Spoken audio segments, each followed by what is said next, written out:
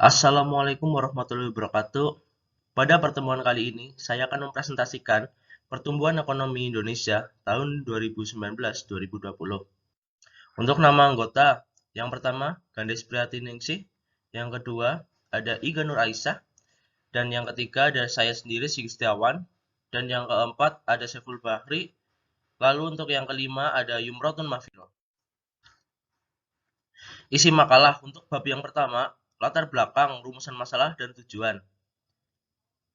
Untuk yang kedua, ada pembahasan. Untuk bab ketiga, kesimpulan. Bab 1, pendahuluan. Latar belakang. Apa yang melatar belakangi dari penulisan makalah ini?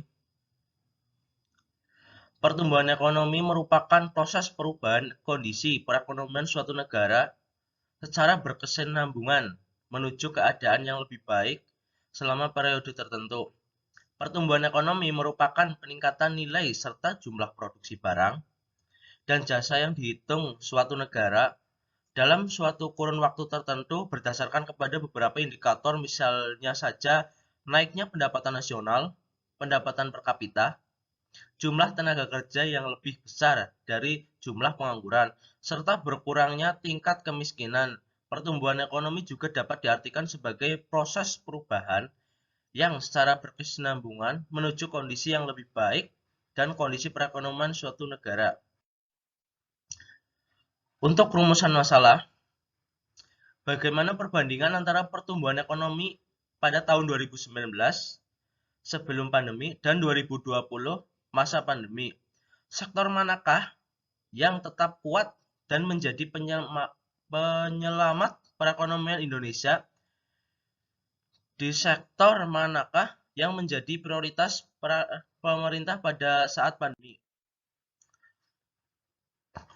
Untuk tujuan penulisan, memahami perbandingan antara pertumbuhan ekonomi pada tahun 2019 sebelum pandemi dan 2020 masa pandemi, memahami sektor manakah yang tetap kuat dan menjadi penyelamat perekonomian Indonesia, memahami sektor manakah yang menjadi prioritas pemerintah pada saat pandemi.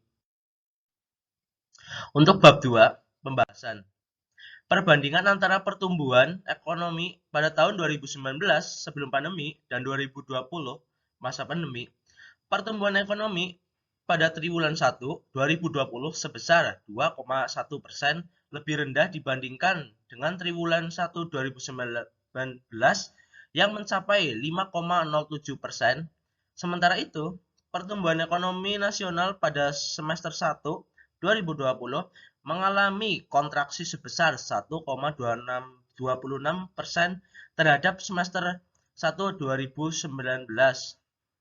Kontraksi pertumbuhan ekonomi pada triwulan 2 cukup dalam, yaitu sebesar minus 5,32%.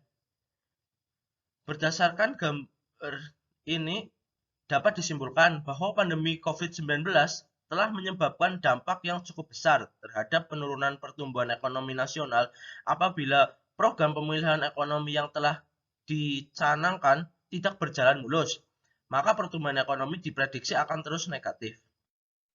Untuk yang kedua, dampak pandemi terhadap pelaku-pelaku ekonomi.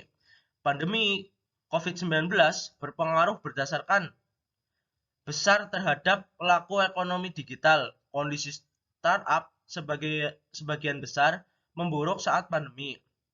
Kondisi terburuk dialami perusahaan rintisan atau startup di sektor pariwisata dan yang bervaluasi kecil.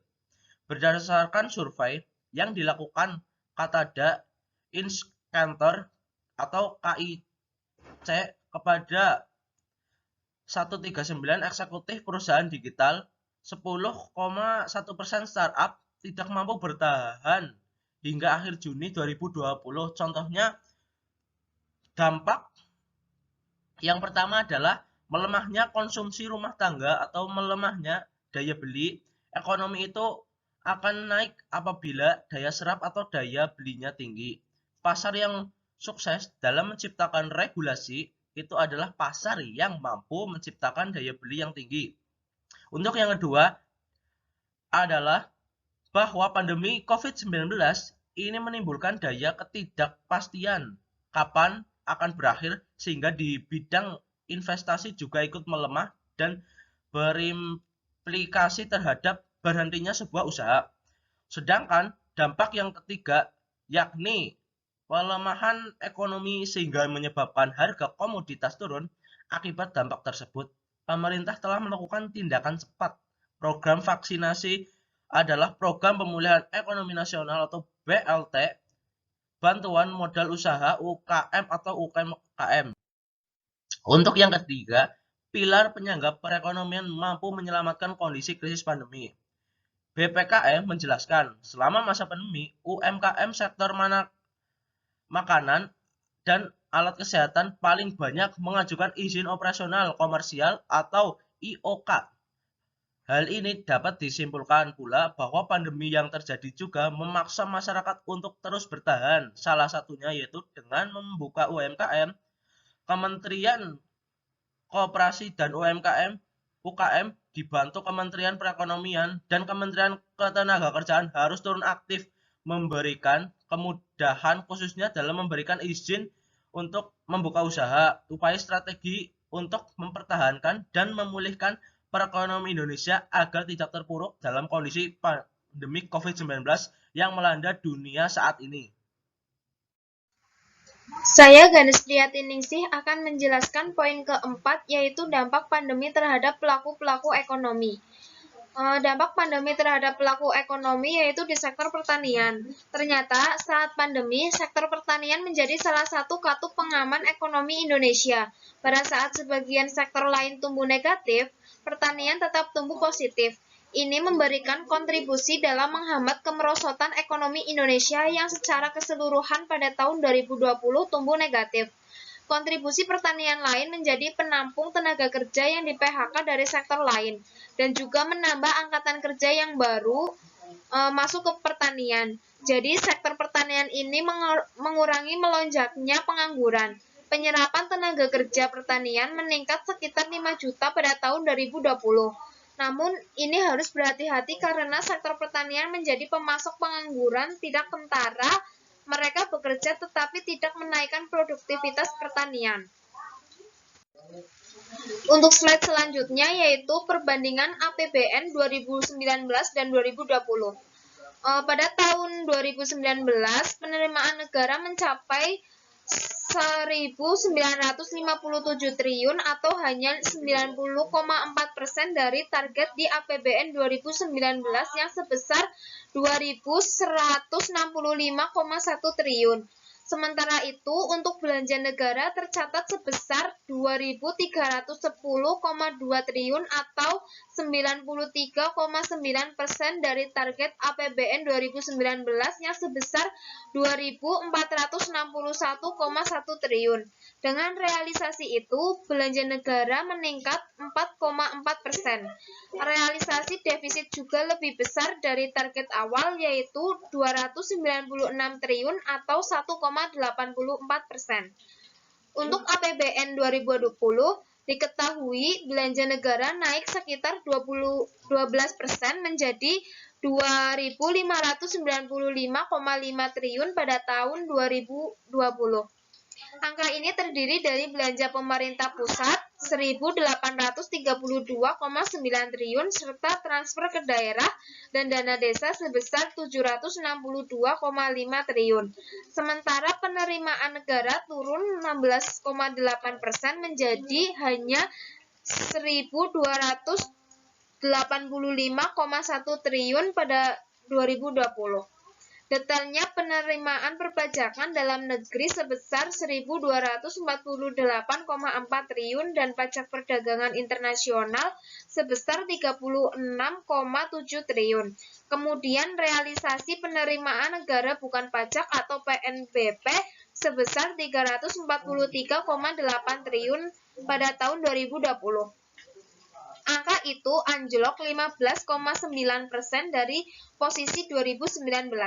Alhasil APBN mengalami defisit hingga 6,14% dari produk domestik bruto atau PDB pada 2020. Angka itu setara dengan 947,6 triliun. Untuk poin selanjutnya yaitu sektor yang mengalami pembengkakan anggaran. Pembengkakan biaya ini diikuti oleh pelebaran defisit anggaran yang diproyeksi menjadi 6,34% atau melebar ke 1039,2 triliun dari produk domestik bruto atau PDB. Pemerintah saat ini sudah mengeluarkan peraturan presiden atau Perpres nomor 72 tahun 2020 yang merupakan revisi dari PMK nomor 54 tahun 2020. Dalam peraturan ini pendapatan negara sebesar 1.699,94 triliun dengan komposisi penerimaan perpajakan sebesar 1.404,5 triliun, PNBP sebesar 294,14 triliun dan hibah 1,3 triliun. Kemudian untuk belanja negara sebesar 2.739,16 triliun, terdiri dari belanja pemerintah pusat sebesar 1.975,24 triliun, termasuk tambahan belanja penanganan COVID-19 sebesar 358,88 triliun. Belanja TKDD sebesar 763,92 triliun dan termasuk belanja penanganan COVID yaitu 5 triliun. Pemerintah dalam kondisi ini tidak bisa menekan belanja apalagi untuk bantuan kepada masyarakat yang terdapat corona. Hal ini membuat kondisi defisit makin melebar namun menjadi langkah yang paling tepat.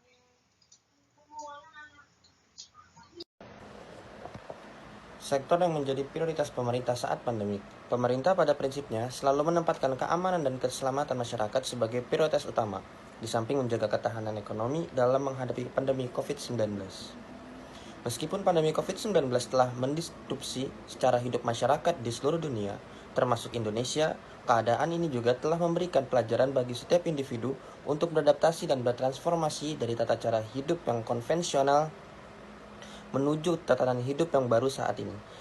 Pemerintah tengah menghitung kembali kemungkinan diperlukannya tambahan anggaran untuk program pemulihan ekonomi nasional atau PEN dan program pelindungan sosial ketenagakerjaan yang antara lain mencakup dukungan bagi usaha mikro kecil, menengah UMKM, program keluarga harapan atau PKH, program bantuan pangan non tunai, program bantuan sosial tunai dan BLT desa, program kartu prakerja dan program padat karya, serta program pemberian bantuan usaha mikro dan pemberian kredit kepada UMK.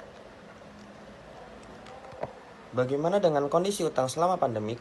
Utang Indonesia saat ini tidak dalam kondisi bermasalah sebelum era pandemi COVID-19 selama bertahun-tahun khususnya di 2016. Defisit anggaran kita selalu di bawah 3% dan lebih sering di bawah 2% dari produk domestik bruto atau PDB. Karena faktor fiskal yang disiplin, itulah akhirnya membuat rasio utang Indonesia terhadap PDB sangat rendah, yakni 30% sebelum pandemi di 2019. Selain itu, karena pemerintah sudah menjaga disiplin fiskal dengan baik sampai sebelum pandemi, maka saat ini Indonesia dalam posisi yang sangat aman untuk mengatasi pandemi secara fiskal. Terima kasih. Saya akan menjelaskan poin selanjutnya yaitu berapa persen kenaikannya. Adapun jumlah utang pemerintah per akhir Oktober 2021 sebesar 6.687,28 triliun. Utang ini meningkat dari sebelum pandemi yang berada di level 30% dari PDB. Besarnya utang lantas bergerak defisit fiskal sebesar 6,1% terhadap PDB pada tahun 2020. Selanjutnya, apakah kenaikan persentase utang luar negeri masih tergolong aman? Utang luar negeri atau ULN Indonesia secara keseluruhan masih aman. Pasalnya, posisi ULN Indonesia secara persentase masih di bawah 60% dari produk domestik bruto atau PDB. Dari segi nominal, lanjut memang tergolong besar, namun jika dibandingkan penghasilan yang didapatkan justru lebih besar daripada utang yang dilakukan oleh pemerintah, bank sentral, dan swasta. Indonesia sekarang posisinya baru 29%, berarti masih aman. Kalau kelihatan rupiah kelihatan besar, tapi 5.000 triliun utang yang bisa 10 tahun, bisa 20 tahun dalam satu tempo. Sementara review kita 15 triliun. Apakah bisa negara kita terbebas dari utang luar negeri? Untuk saat ini, Indonesia belum bisa terbebas dari hutang. Pasalnya, utang luar negeri Indonesia terus menumpuk. Hingga saat ini, utang luar negeri Indonesia sudah nyaris menyentuh 2.000 triliun. Kalau diakumulasikan dengan jumlah uang swasta, maka jumlah sudah mencapai 2.870 triliun atau 45% PDB. Namun kelihatannya pemerintah tak mau berhenti menambah utang, bahkan pemerintah sekarang ini menggunakan utang sebagai salah satu motor untuk mengejar pertumbuhan ekonomi. Satu hal yang tak bisa terbantahkan, pemerintah Indonesia semakin bergantung pada utang luar negeri. Ini membawa banyak konsekuensi. Pertama, ada tekanan dari kreditur untuk memprioritaskan utang ketimbang kebutuhan domestik. Kesimpulannya yaitu perbandingan antara pertumbuhan ekonomi pada tahun 2019 sebelum pandemi dan 2020 pada masa pandemi, pertumbuhan ekonomi pada triwulan 1 2020 sebesar 2,1% lebih rendah dibandingkan dengan triwulan 1 2019 yang mencapai 5,07%. Hal ini dapat disimpulkan pula bahwa pandemi yang terjadi juga memaksa masyarakat untuk terus bertahan. Salah satunya yaitu dengan membuka UMKM, sektor pertanian, penyelamat ekonomi. Masa pandemi, produksi, pemangsa, dan penyerapan tenaga kerja di sektor pertanian tumbuh positif selama pandemi COVID-19 pada kuartal pertama 2020 sampai awal kuartal 3 2021. Ternyata saat pandemi, sektor pertanian menjadi salah satu katup pengaman ekonomi Indonesia. Sementara penerimaan negara turun 16,8% menjadi hanya 1.285,1 triliun pada 2020. Apakah kenaikan presentasi utang luar negeri masih tergolong aman? Utang luar negeri atau ULN Indonesia secara keseluruhan masih aman.